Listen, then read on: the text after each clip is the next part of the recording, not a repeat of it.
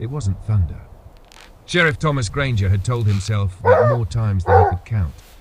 Sitting in the dim light of his office, with the storm clawing at the windows like an old angry spirit, he kept repeating those words in his head. Pine Hollow had seen storms before, ruthless, loud and fast, but this one was different. It wasn't the wind or the lightning. It was something else. Something quieter. Something that whispered rather than roared. And it had sunk its teeth deep into Granger's chest the moment the sky turned. He hadn't slept. Not really.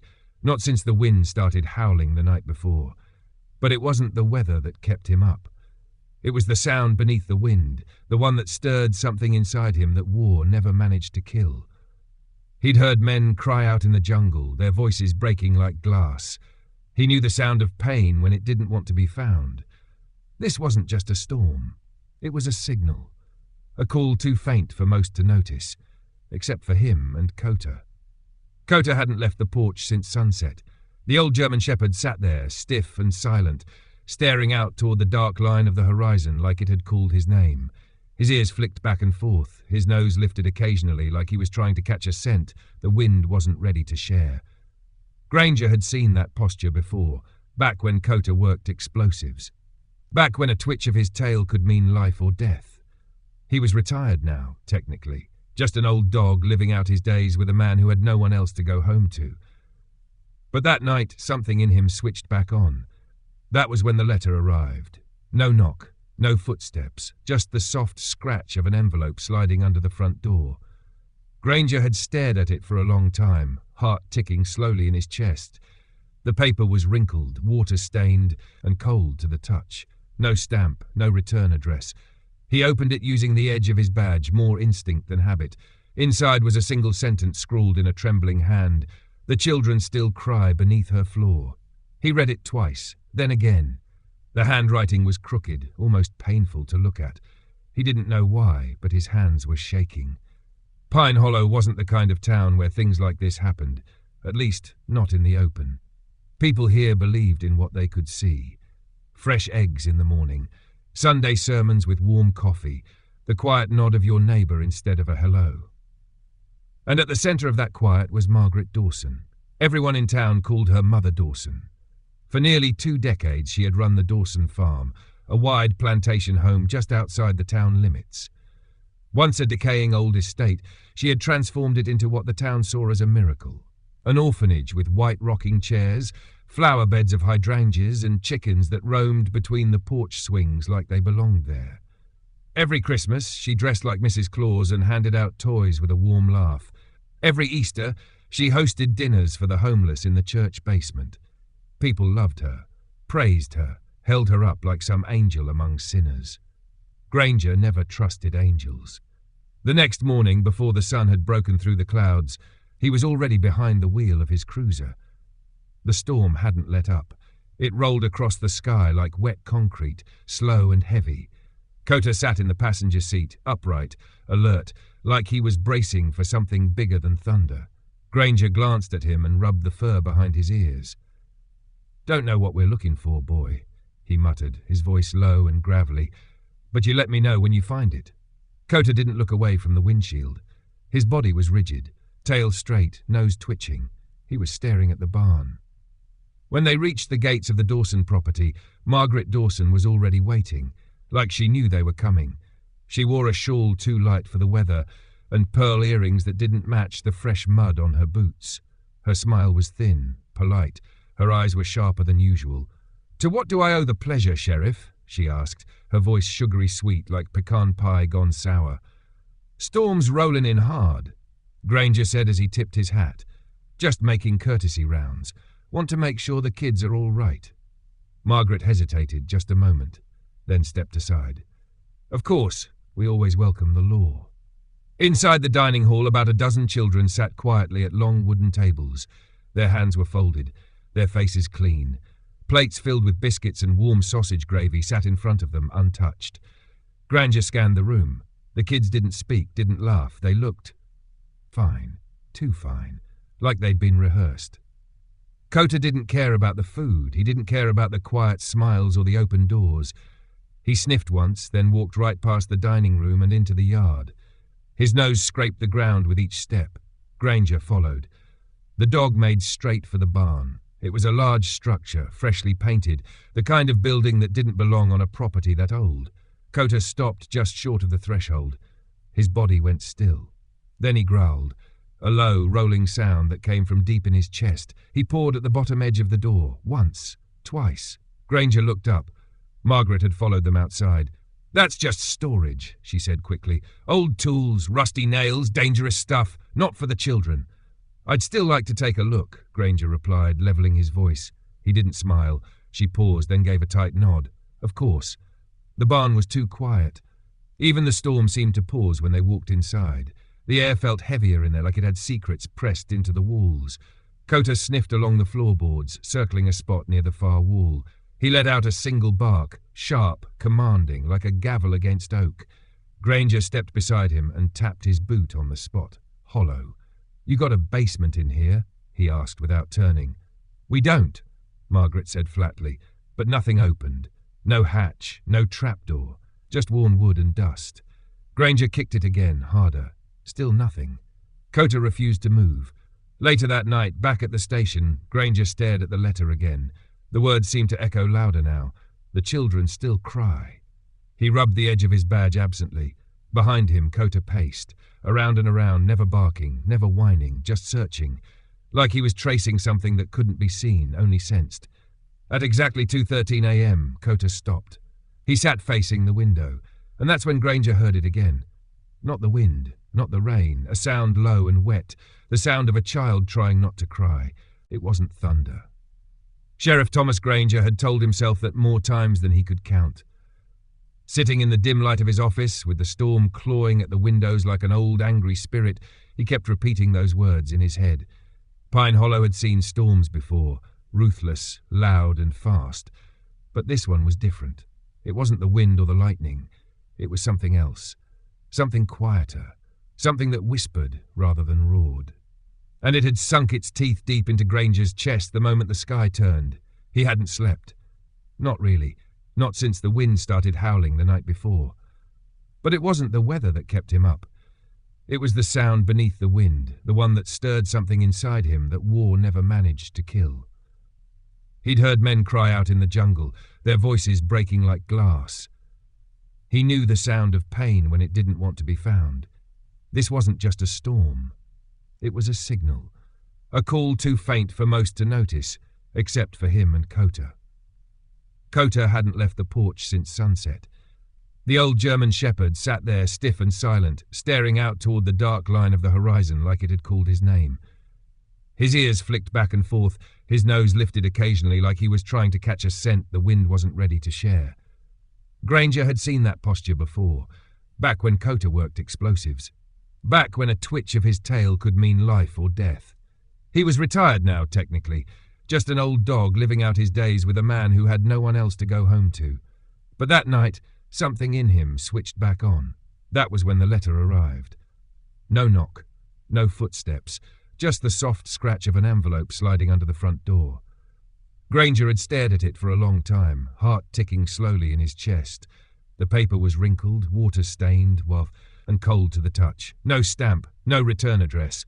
He opened it using the edge of his badge, more instinct than habit. Inside was a single sentence scrawled in a trembling hand. "The children still cry beneath her floor." He read it twice. Then again. The handwriting was crooked, almost painful to look at. He didn't know why, but his hands were shaking. Pine Hollow wasn't the kind of town where things like this happened. At least, not in the open. People here believed in what they could see. Fresh eggs in the morning, Sunday sermons with warm coffee, the quiet nod of your neighbour instead of a hello. And at the centre of that quiet was Margaret Dawson.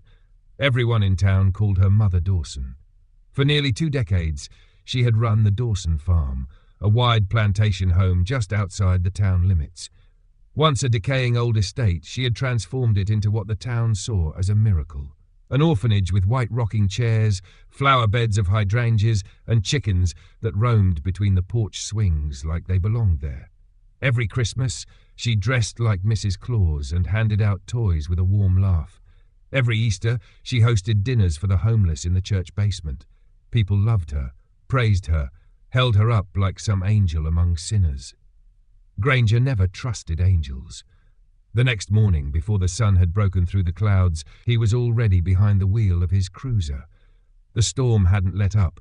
It rolled across the sky like wet concrete, slow and heavy. Kota sat in the passenger seat, upright, alert, like he was bracing for something bigger than thunder. Granger glanced at him and rubbed the fur behind his ears. "Don't know what we're looking for, boy," he muttered, his voice low and gravelly. "But you let me know when you find it." Kota didn't look away from the windshield. His body was rigid, tail straight, nose twitching. He was staring at the barn. When they reached the gates of the Dawson property, Margaret Dawson was already waiting. Like she knew they were coming. She wore a shawl too light for the weather and pearl earrings that didn't match the fresh mud on her boots. Her smile was thin, polite. Her eyes were sharper than usual. "To what do I owe the pleasure, Sheriff?" she asked, her voice sugary sweet, like pecan pie gone sour. "Storm's rolling in hard," Granger said as he tipped his hat. "Just making courtesy rounds. Want to make sure the kids are all right." Margaret hesitated just a moment, then stepped aside. "Of course, we always welcome the law." Inside the dining hall, about a dozen children sat quietly at long wooden tables. Their hands were folded, their faces clean. Plates filled with biscuits and warm sausage gravy sat in front of them, untouched. Granger scanned the room. The kids didn't speak, didn't laugh. They looked fine, too fine, like they'd been rehearsed. Kota didn't care about the food. He didn't care about the quiet smiles or the open doors. He sniffed once, then walked right past the dining room and into the yard. His nose scraped the ground with each step. Granger followed. The dog made straight for the barn. It was a large structure, freshly painted, the kind of building that didn't belong on a property that old. Kota stopped just short of the threshold. His body went still. Then he growled. A low, rolling sound that came from deep in his chest. He pawed at the bottom edge of the door. Once, twice. Granger looked up. Margaret had followed them outside. "That's just storage," she said quickly. "Old tools, rusty nails, dangerous stuff, not for the children." "I'd still like to take a look," Granger replied, levelling his voice. He didn't smile. She paused, then gave a tight nod. "Of course." The barn was too quiet.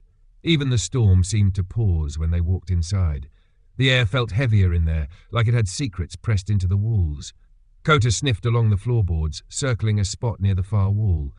He let out a single bark, sharp, commanding, like a gavel against oak. Granger stepped beside him and tapped his boot on the spot. Hollow. "You got a basement in here?" he asked without turning. "We don't," Margaret said flatly, but nothing opened. No hatch, no trapdoor, just worn wood and dust. Granger kicked it again, harder. Still nothing. Kota refused to move. Later that night, back at the station, Granger stared at the letter again. The words seemed to echo louder now. "The children still cry." He rubbed the edge of his badge absently. Behind him, Kota paced. Around and around, never barking, never whining, just searching. Like he was tracing something that couldn't be seen, only sensed. At exactly 2:13 a.m., Kota stopped. He sat facing the window, and that's when Granger heard it again. Not the wind. Not the rain. A sound low and wet. The sound of a child trying not to cry. The next morning, Sheriff Granger left the station with a mind full of thunder and a dog that hadn't slept a wink. The sky was low, clouds sagging like heavy laundry, but the real weight pressed down from something else, something colder than rain. Word in town was that the Dawson Spring fundraiser was already being planned. Posters had gone up overnight. Granger saw one outside the feed store, another in the window of the diner. Bright, cheerful colours, Margaret Dawson's smile beaming from the paper like she'd already earned sainthood. "All proceeds go to feed and clothe the orphan children," it read, as if that wiped everything clean. Inside the diner, the smell of eggs and burnt coffee did little to settle him.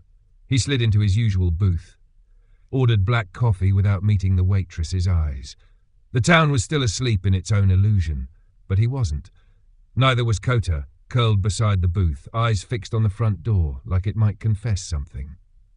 That's when he saw her, Eliza May. She was small, maybe 10, with hair the colour of wet ink and a gaze that didn't flinch. She didn't smile, didn't wave. Just passed him by like a breeze and, as she did, slipped something into the pocket of his coat. Granger didn't react, didn't even turn, just reached into his pocket when he was sure no one was looking. A folded piece of notebook paper, smudged at the edges.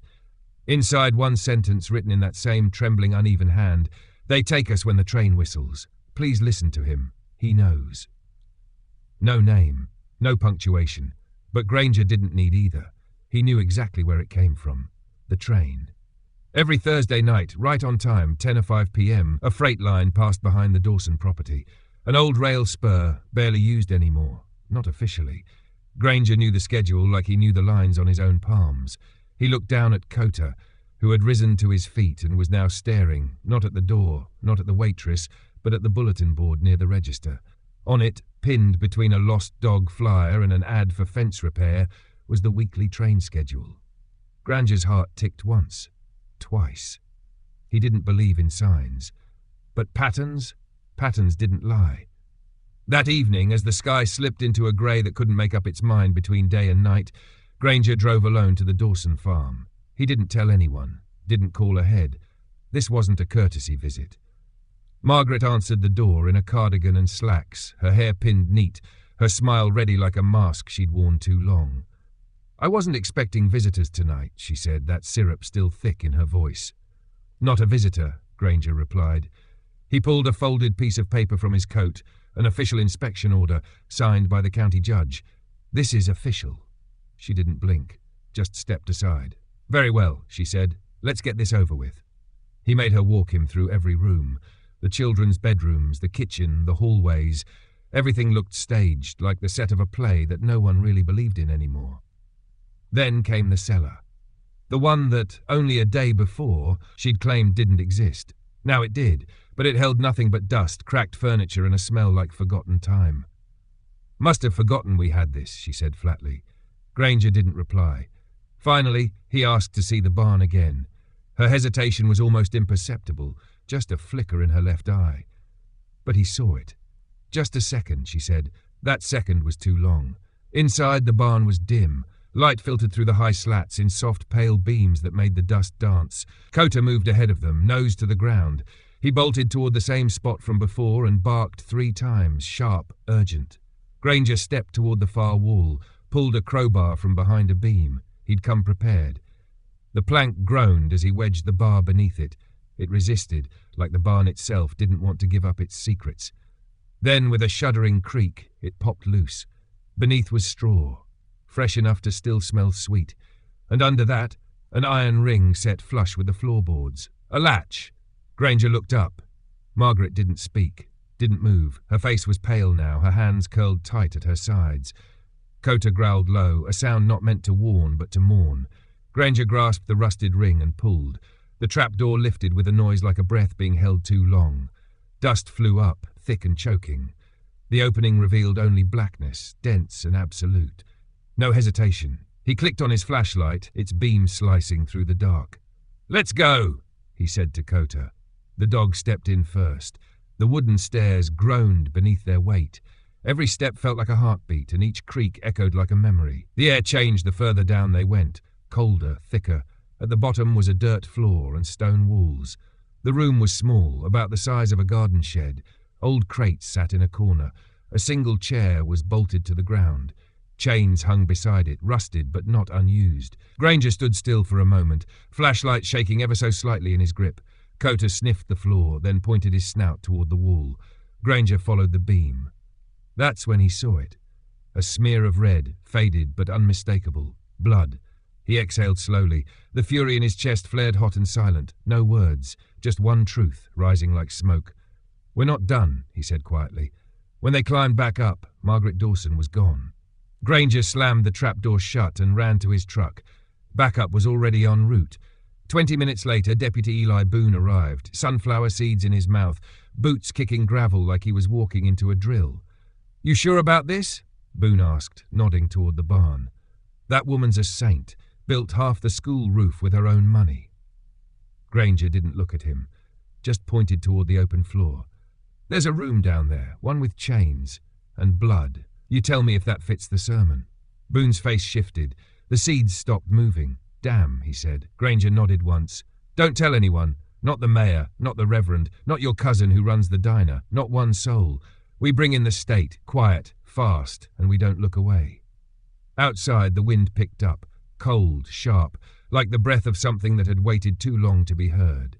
Inside the barn, Kota sat by the open trapdoor, eyes fixed on the stairs, like he was listening again, for the voice in the dark. By morning, the wind had changed. It wasn't just weather anymore. It was something in the air, something in the way the town felt when you walked through it. Pine Hollow had always been quiet, but this kind of quiet, it was too clean, too careful, like someone was trying to erase something in real time. Sheriff Granger showed up at the Dawson farm just after sunrise, warrant in hand. The property was still, eerily still. No children playing, no pots clanging in the kitchen, no smell of baking bread, just an empty echo and the slow circling of crows overhead. Inside the house, drawers were flung open, furniture knocked sideways. A boot lay abandoned near the door. Margaret Dawson was gone, but she hadn't taken all of them. It was Kota who found the second door. Behind the pantry, wedged into the wall, was a panel with rusted hinges on the inside. Granger stepped back, braced his shoulder and slammed into it once, twice. On the third hit, the wood cracked inward, splintering like old bones. Dust exploded from the frame. Inside were 3 children, a boy no older than 7, trembling in a corner. A girl, her hair matted to one side, a bruise blooming across her temple. Another child, smaller, silent, curled against the wall like she was trying to disappear. None of them cried. None of them spoke. But when the little girl looked up at Granger, her eyes wide and ancient, he forgot how to breathe. Paramedics were called in, so were social workers. The local doctor came, his hands shaking as he unwrapped emergency blankets. The town pastor stood in the corner of the living room, pale as a ghost. "I baptized 2 of these kids," he whispered, voice cracking like a dry branch, "with my own hands." Granger didn't respond, because outside in the barn, under that trapdoor, Kota had started digging again. At first, it looked like the floor was solid earth. But once Granger and Deputy Boone got down there, shovels in hand, they realized something else lay beneath. The ground had been disturbed, packed and smoothed over. They dug until the shovel struck wood. It was another hatch, this one sealed with rusted nails and iron straps. Together, they pried it open. A narrow passage stretched out beneath the barn, running long and low like a tunnel carved by time itself. The air was stale and close, heavy with the smell of mildew, rot, and something else, something harder to name. Granger stepped in first, flashlight sweeping the walls. 7 children, 7 bodies curled along the passage, alive, but barely. Their skin was pale, lips cracked. They didn't speak, didn't blink, just lay there waiting to be seen. Granger radioed for immediate backup. Boone carried 2 kids out himself. Kota didn't leave the tunnel until the last child had been lifted into the ambulance. By the time the state rolled in, FBI, DHS, a fleet of unmarked sedans and white vans, the sun had started to climb above the trees, but no one looked up. Inside the house, agents began collecting evidence. Photos, papers, electronics, anything that looked out of place or too perfectly placed. One agent, a tall woman with sharp eyes and a Nashville badge named Agent Rivera, approached Granger while Kota lay on the porch, still as a statue. "He found all of them?" she asked, crouching to scratch behind the dog's ears. Granger nodded. "He doesn't stop," he said quietly. "Not until he knows they're safe." Rivera watched the dog for a long moment. "We could use more like him." Granger didn't answer. He was already turning back toward the farmhouse. That night, sleep didn't come. Instead, Granger sat alone at his desk in the station, pages of files spread out in front of him. Adoption records, foster approvals, financial audits, clean inspections, glowing reports from state officials. All of it tidy, all of it fake. One file after another told the same story. Children placed with families that didn't exist. Others transferred to out-of-state facilities that never received them. A few listed as deceased without death certificates, buried without graves. It was a shell game. Names shuffled like cards until nobody remembered what the original deck looked like. At 2:03 a.m., the train whistle blew. Kota stood. Granger froze. "They take us when the train whistles." Eliza's note. That sentence slammed into his chest like a round from a rifle. He grabbed his coat, didn't bother with backup this time. He knew where he was going. The old rail spur behind the Dawson property hadn't seen official use in decades, but Granger had grown up here. He knew every shortcut, every deer path, every place where the trees grew thick enough to hide the worst parts of the world. He parked behind the tree line, killed the engine. Kota was already growling. And then he saw it. A covered wagon, low to the ground, pulled by a truck with its lights off, creeping toward the tracks. Two figures moved beside it, men hunched, carrying crates. Granger raised his rifle and stepped into the brush. The moon ducked behind a cloud as he moved, Kota beside him, silent as a whisper. The first man kicked a crate. It shifted. Something inside it screamed. That was all Granger needed. "Hands in the air!" he shouted, voice like a bullet through the trees. "Sheriff's office!" One man ran. Kota tore off after him, leaping before Granger could shout again. The dog hit the man square in the back, flattening him into the mud with a growl that made the trees tremble. The second man froze, raised his hands too slow. Boone arrived seconds later, panting, red-faced, gun drawn. "You okay?" he asked. Granger didn't look up. He was already at the crate. With shaking hands, he opened the lid. Inside was a child, drugged, barely breathing, a paper bracelet looped around his wrist. Granger stared. He knew this face. Noah Garrett, missing 5 months, disappeared from a church picnic in Louisiana. His photo had hung on the station wall since July. They found 6 crates total. Only 3 held children. The rest were empty. Margaret Dawson was still gone, but now they had proof. They had names. And they had Kota, standing quietly beside the open crate, watching the sky like it might speak. The sun hadn't yet cleared the ridgeline when Sheriff Granger stood once again at the edge of the barn, this time with a federal warrant in his pocket and a hard knot in his gut. The grass was wet with dew, the kind that clung to boots and left the morning bitter. But what chilled him more was the scent in the air. Smoke, faint but lingering, like something had been scrubbed too late. Inside the barn, federal agents moved like clockwork, photographing, tagging, logging. The boards near the far wall had already been torn up, exposing the first trapdoor. But it was Agent Rivera who stood off to the side, her boots planted on a patch of floor that didn't quite match. The wood there was too clean, too new. It didn't carry the age of the barn. It looked replaced. "Kota's been sniffing this spot all morning," Boone muttered, standing behind her, refused to leave it. Rivera handed Granger a crowbar. "Want to do the honors?" He didn't hesitate. The boards gave with a crack, peeling upward to reveal a second hatch, this one metal, bolted down with a thick iron latch that had been painted over more than once. As the last screw came loose, a damp breath rose from beneath. It wasn't air, it was something colder, something grave. Kota growled, not a warning this time, but a sound weighted with sorrow. Granger unlatched the hatch and pulled it open. A spiral staircase descended into black, stone walls glistening with condensation. He clicked on his flashlight. "I'll go first." Rivera looked unsure. "You certain?" "I've walked into worse." Kota stepped forward without waiting, tail low, steps deliberate. The descent was slow, the stairs narrow and slick. Each breath felt heavier than the last. The deeper they went, the colder the air became, like they were moving backward in time, into a place the earth had tried to forget. The walls were old, older than the barn, older than the house. Part of the original foundation, maybe older still. At the bottom, the room opened wide, roughly 20 feet across, stone walls, dirt floor, the air thick with chemical rot and dampness. Along the far wall stood metal tables lined with jars. Wooden shelves sagged under the weight of containers filled with yellowed fluid. Inside the jars were bones, small bones. Some still had bits of tissue clinging to them. Others held hands, eyes, even spines curled like shrimp frozen in time. Rivera covered her mouth. Boone looked away, whispering a prayer under his breath. Granger moved forward, eyes fixed on the nearest table. A journal lay open, ink faded, pages wrinkled from moisture. It wasn't narrative, it was clinical. Names, dates, numbers, test results. Subject EM, age 9, high tolerance, muscle fiber exceptional. Subject JR, age 11, respiratory failure after test 4. Subject KL, no family records. Transferred to Hargrave facility. Granger's jaw clenched. "Hargrave," he muttered. "The town doctor?" Rivera asked. Granger nodded slowly. "He's been here 30 years. Rivera was already pulling out her phone. "I'll run his file." Kota let out a sharp bark from the back of the room. They followed him to a second tunnel, this one narrower, just wide enough for a grown man to walk hunched, the walls pressed in on either side like the bones of a giant creature. "You want to go in?" Rivera asked. Granger shook his head. "Not yet.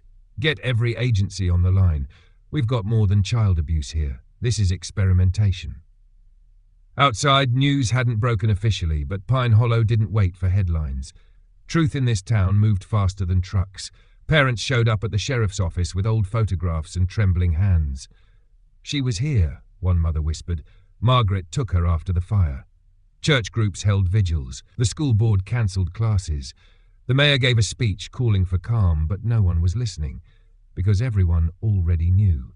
Granger wasn't at the station. He was on his way to Dr. Walter Hargrave's house, 2 miles out of town, colonial style, ivy up the chimneys, white fence creaking in the wind. When Granger arrived, the gate stood open. Too quiet. He knocked on the front door. No answer. Knocked again. Still nothing. He tried the handle. Unlocked. "Cota," he whispered. "Stay close." Inside, the living room looked ordinary. Bookshelves lined the walls. A leather chair sat in the corner beside a fireplace. Degrees hung in polished frames. Yale, Johns Hopkins. Then Cota growled, low and deep. He was standing over a floor vent. Granger dropped to one knee. The smell hit first, chemical and metallic like bleach and decay. He pulled the grate free. Taped beneath it was a note. "Some knowledge requires sacrifice. Don't come looking." Granger pocketed the note, moved through the house with care. It was empty, but the shed behind it wasn't. Inside, agents found vials, restraints, surgical tools, and a hidden panel beneath the floor. Files, dozens of them, each marked with initials, photos, medical stats, notes detailing reactions to drugs, procedures, stimuli. Rivera had to step outside. Boone didn't speak at all. Granger opened one file and froze. Subject LA, age 12, vocal, resistant, believed to be leader among group. Transfer delayed pending buyer instructions. "Luisa Aguilar," he whispered. "Eliza's full name." He turned to Rivera. "She's still here. Somewhere. They haven't moved her yet." Rivera nodded, already on her radio. "We'll find her." But Cota was already moving. Through the woods behind the property, nose to the ground, tail straight like an arrow. The storm rolled in again. Trees bent in the wind. The sky turned the color of lead. Granger followed without speaking. Behind him came 3 agents, rifles drawn, flashlights cutting through branches. They found the root cellar half collapsed, buried under brush and thyme. Cota barked once and began to dig. Granger yanked open the door. Inside in the dark was a girl, tied, gagged, eyes wide. Eliza, her gaze locked onto Cota's, and then she smiled. They carried her out as rain began to fall, cold, biting drops that hit like nails. She clutched Cota's neck, her body shaking, but her voice steady as she whispered something into his fur. No one else heard it, but Cota stood taller than he had all week. Granger turned to the agents. "I want roadblocks on every county line. Hargrave's gone, but we'll find him. And Margaret Dawson, if she so much as steps into a train station, I want her name ringing alarms from Tennessee to Texas." Boone nodded. "You got it." Back at the station, Eliza sat near the heater, wrapped in a blanket. She didn't say much. But when Cota walked in, she reached out and touched his fur like it was the only thing in the world that hadn't lied. Granger watched them both. Sometimes you didn't need words. You just needed someone to listen.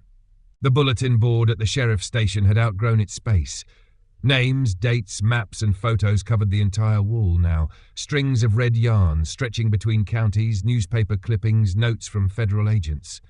But Granger didn't need the yarn to follow the trail. He knew where it led. It was Boone who brought in the next clue.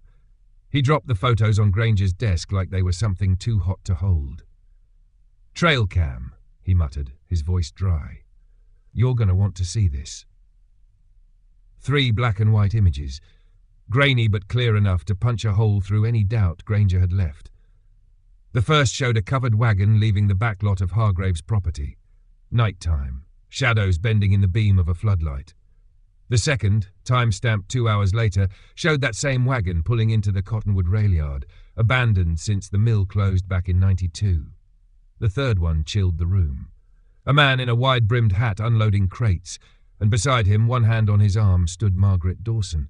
She wasn't running anymore. She was working. Granger's fist closed around the photo. "Wake up every breathing agent within 60 miles, he barked, standing fast. I want boots on that yard in 20. Boone raised an eyebrow. You want me to call Nashville? No, Granger said, grabbing his hat. This time, we don't wait for red tape. The Cottonwood rail yard looked like a ghost story. Rusted tracks twisted through tall grass. The station house leaned sideways like it regretted standing. The old water tower creaked in the wind. But in the middle of it all, parked on the second track, was a rail car, mid-sized, attached to a diesel engine that hadn't run in years. Except now it had. Granger, Boone, Rivera, and 2 federal agents moved in from opposite ends of the yard, weapons drawn. Cota walked ahead of them, low to the ground, every muscle tense, his nose twitching with purpose. Then a shout rang out. "Hands where I can see them!" A shot cracked through the yard, echoing off steel and silence. Granger dove behind a stack of crates.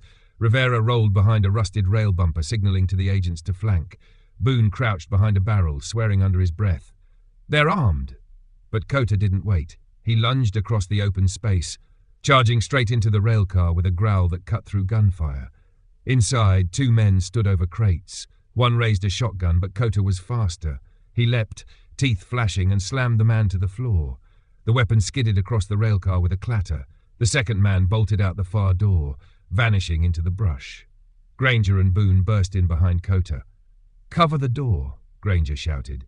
He threw open the largest crate in the center of the car. Inside, swaddled in a wool blanket and barely conscious, was a little boy, maybe 6 years old. Pale, still. A paper bracelet dangled from his wrist. Granger's breath caught in his chest. "Noah Garrett," he whispered. The boy had vanished 5 months earlier from a church picnic in Louisiana. His photo had hung above the coffee pot at the station since July. They'd searched rivers, woods, highways. Now here he was, drugged but alive. Granger lifted him gently and passed him to Rivera, who radioed for medical teams. 6 children total, she said minutes later, breathless. "We've got 6. All alive, all drugged, all tagged with bracelets marked only by initials and weights." Inside a small tin box near the conductor's seat, agents found shipping manifests, coded but decipherable, dozens of names, ages, locations, destinations, prices. One column simply labelled client approval, yes, no. Outside, the night howled. Sirens arrived like thunder. Flashing lights poured across the rusted yard. Inside the station, Eliza May sat in the same blanket, hands clasped tight around a crayon drawing. She didn't speak, didn't cry. But when Cota walked in, mud still on his paws, she smiled for the first time in days. He lay beside her without a sound. Granger stood nearby, sipping lukewarm coffee from a chipped mug. "You ever seen a dog read people like that?" he asked Rivera. She shook her head. "I've worked K9 units across 3 states. That one, it's like he's tracking souls, not scents." Granger nodded slowly. "Yeah, that sounds about right." By morning, Pine Hollow wasn't a town anymore. It was ground zero. News vans arrived before sunrise. Reporters lined the courthouse lawn. Federal trucks clogged Main Street. More agents, more medics, more counselors. And yet, Margaret Dawson was still gone. But the noose was tightening. Her car was found at a truck stop outside Birmingham, wiped clean of prints. In the glove box, a burned-out phone and a page torn from a children's Bible. Scribbled across the back, "Do not weep for me, for I have already paid." That night, Granger stayed late at the station. The bulletin board loomed like a wall of ghosts.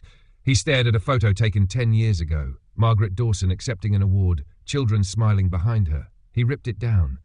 Cota padded in, ears twitching at the sound of floorboards. "You think she'll keep running forever?" Granger asked. Cota didn't answer. He just turned his gaze toward the window. Outside, the wind was picking up again. Not a storm, not yet. Just the beginning. They found her in Kansas. Not hiding in some shack, not using a fake name. She was sitting on a pew at a local church, sipping tea with the women's ministry. She'd joined 3 days earlier under the name Mrs. Evelyn Trass, a widow from Charleston looking to bake pies and serve the Lord. That's how monsters moved when cornered. They didn't vanish. They changed masks. At 5:14 a.m., Rivera got the call. By 7, a federal convoy rolled into Cedar Grove and picked her up before the choir finished its second hymn. When she landed back in Tennessee, Sheriff Granger was waiting at the station. She didn't look scared, just tired. Tired like someone who had spent a lifetime outrunning consequences. Granger watched her through the glass as Rivera began the interview. One recorder. one pitcher of water, one shot at truth. "You've got one chance to cooperate," Rivera said. "No deals, no mercy." Margaret sipped from the glass and looked toward the mirror. "I always thought I'd die before anyone figured it out," she said calmly. Rivera leaned in. "How long?" Margaret's gaze softened. 31 years. Granger felt the blood drain from his face. "Why?" Rivera pressed. Margaret smiled, hollow and small. "Because people like you never look where the ground is soft." Outside, a crowd gathered, not angry, not loud, just people. Teachers, mechanics, the town's mailman, kids standing on tiptoe behind fences, waiting for answers. Granger stepped out onto the steps of the station, looked toward the barn in the distance and spoke. "This town will never let something like this happen again." The barn was gone, torn down to its foundation, cleared away like a scar the town couldn't bear to look at anymore. In its place, under the old oak tree, stood a quiet garden. Raised beds of herbs and vegetables stretched out under the sun, and at the center of it all, surrounded by flowers, was a bronze statue of a child reaching up toward the light. On the base were the names of all 31 children recovered from the Dawson network. And one more. Kota, hero without a voice. The federal investigation widened like ripples in water. Over the next several months, 27 arrests were made across 5 states. Doctors, judges, 2 former state senators. A clinic in rural Arkansas was raided. 4 children were recovered. Each one told the same story. They remembered the train. Eliza May, now living with Agent Rivera, had started school again in Nashville. She had a dog of her own now, a floppy-eared mix named Rocket. But she still asked to visit Pine Hollow every Sunday, where she would sit under the oak and read aloud to Kota. He never wandered far. Though officially retired, he still showed up to the station each morning, still rode shotgun when Granger took the long way through town, still circled the perimeter of the community garden like he was waiting for something to return. Most days, he lay in the grass beneath the tree, his ears perked, his gaze somewhere far away, listening. One afternoon, a class of elementary school students came on a field trip. Their teacher knelt beside the statue and told them the story of a dog who listened when no one else did, of a girl who dared to speak, of a sheriff who didn't look away. When she finished, a boy raised his hand. What kind of dog was he? The teacher smiled. The kind that never needed a badge to be a hero. Granger wasn't used to attention. He turned down speaking engagements, interviews, even an invitation to address Congress. But when the Department of Justice asked him to accept a medal on Kota's behalf, he said yes. The ceremony was held in Washington, D.C., broadcast on national television. Kota wore a deep blue service vest, calm and poised as the crowd of uniformed officers and government officials applauded. The Secretary of Defense called him the most effective non-human officer of the decade. But when Granger stepped to the microphone, he didn't talk about the busts or the rescue operations. He didn't mention the manhunts or the evidence. Instead, he said, "We teach officers to follow evidence. This dog followed pain, and he never got it wrong." The DOJ awarded Kota an honorary rank, Deputy First Class. They gave him a custom collar engraved with the badge number 107, the number of days it had taken to dismantle the Dawson network. Back in Pine Hollow, the high school gym was packed for what Mayor Tully called the day we thanked the dog who saved us. There were banners, balloons, a cake shaped like a paw print. Rows of kids held up signs drawn in crayon. "Thank you, Kota. You're my hero. You heard them when no one else could." Kota sat on stage beside Granger, unmoved by the spectacle, tail wagging slow and steady. He didn't need parades. He needed people to be safe. Deputy Boone had been promoted to chief deputy, now running day-to-day operations at the sheriff's office. He still chewed sunflower seeds and still cursed when things got too quiet. Rivera was appointed to lead a new federal task force targeting charities used as fronts for trafficking. She carried Eliza's drawing of Kota, cape and all, in the folder she brought to every field briefing. Eliza thrived. She joined the science club at her new school and took a liking to sketching. Every month, she mailed a new drawing to Granger's desk. Kota in space, Kota solving mysteries, Kota standing tall with the sun behind him. Granger kept everyone in a folder in his bottom drawer. Some days, when the job got too heavy, he pulled it out just to remember what was worth carrying. The town changed too, quietly, softly, like healing. More people volunteered at the local foster home. The school started a new program on how to report suspicious behavior. Strange sounds in the night weren't ignored anymore. As one kid put it during a school essay reading, "We don't just look for trouble now, we listen for it." But time moved, as it always does. Kota grew older. His joints stiffened, especially in the mornings. His eyes clouded slightly in one corner. But even as the years wore into his bones, he trotted toward the cruiser every time Granger laced his boots. Ready. Always ready. One spring morning, Granger took him to the edge of the county where a new shelter had just opened, the Kota Center for Healing and Rescue. Built on donations from across the country, it offered trauma therapy, art classes, and canine-assisted support for children who'd survived the unthinkable. At the ribbon cutting, Eliza wore a purple shirt that read "Survivor and Storyteller." Before the speeches began, she knelt beside Kota, pressed her forehead to his, and whispered something. Granger asked what she'd said. Eliza smiled. "I told him I'm not scared of thunder anymore." Later that week, a letter arrived at the sheriff's office. No return address, postmarked from Baltimore. Inside was a check for $25,000 made out to Heroes for Animals. The memo line read, "For the one who listened first." Attached was a note. The children weren't the only ones rescued that day. Some of us were behind desks, behind silence, behind walls. That dog didn't just hear pain. He gave us permission to feel it too. Signed, Anonymous. Granger kept the letter in his top drawer. Some days he took it out. Other days he just looked at the spot on the floor where Kota always slept and nodded. Years passed. When the day finally came, it was quiet. No ceremony, no lights, just the slow hush of wind through leaves. They buried him beneath the oak tree in the garden, not far from the statue and the bronze names of the children. The kids from the shelter laid stones shaped like hearts on his grave. Granger placed a silver whistle beside them. He'd never used it, never needed to, but if he had, Kota would have heard. And Pine Hollow didn't forget. The schools kept his story alive. The sheriff's office kept his collar hanging by the front door. And every June, on the first Sunday, people from all over the country gathered in the garden beneath the oak.